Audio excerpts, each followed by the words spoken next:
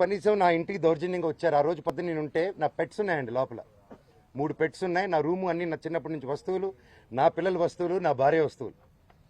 అంటే ఒక మగాడు నేను ఊరిలో ఉన్నప్పుడు లేని ధైర్యం, నేను ఊరు దాటిన వెంటనే జైపూర్కి పాపనెత్తుకొని వీడు పాప బర్త్డే బిజీలో ఉంటాడు, ఈ టైంలో కొట్టొచ్చని కేవలం విష్ణు ప్లాన్ వేసుకొని తెల్లారుజామున ఏప్రిల్ 1 5:40కి ఇదే రోడ్లో ఉన్న కెమెరా సీసీటీవీ, మా ఇంట్లోనే సీసీటీవీలు వాళ్ళు ఫేమస్ కదా, పోయినసారి గొడవ అయినప్పుడు వాళ్ళు నా మీద కంప్లైంట్ వేసి వాళ్ళే సీసీటీవీ దాచిపెట్టారు. ఇప్పుడు కూడా మీరు వెళ్ళి అడగండి, సీసీటీవీ వాళ్ళు ఎంటర్ అయింది ఎవరు, వాళ్ళు ఇస్తే సగం గుండు కొట్టుకుని తిరుగుతాను నేను వీధంతా. వాళ్ళ సమస్య లేదు ఎవరు మీకు, ఎందుకంటే వాళ్ళు చేసింది దొంగ పని. నంబర్ 1, కమిషనర్ గారి బైండ్ ఓవర్ని క్రాస్ చేశారు, మల్టిపుల్ టైమ్స్ క్రాస్ చేశారు. జనరేటర్లో షుగర్ పోయడం దగ్గర నుంచి, మా వాళ్ళని కొట్టడం దగ్గర నుంచి, వాటర్ పంపుల ఇంటికి కట్ చేయడం, పగలు కొట్టడం నుంచి, కరెంటు కట్ చేయండి ఆ ఇంటికి అని చెప్పడం నుంచి ప్రతి ఒక్కటి ఈ మనోజ్ గారి దగ్గర ప్రూఫ్స్ ఉన్నాయి.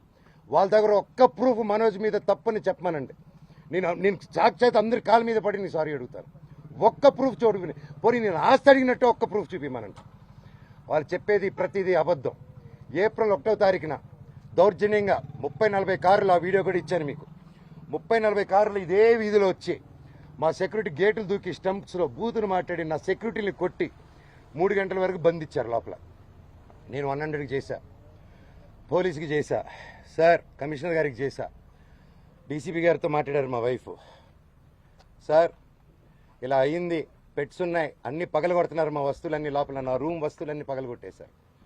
నా బాబు ఫొటోస్, నా పాప ఫొటోస్, చిన్నప్పటి నుంచి ఉన్న వస్తువులు, నా పాప కోసం ఉన్న చిన్న చిన్న నగలు మేము బర్త్డే కోసం కొనుక్కున్నట్టువి ప్రతిదీ పగలగొట్టి ఎక్కడేశారు.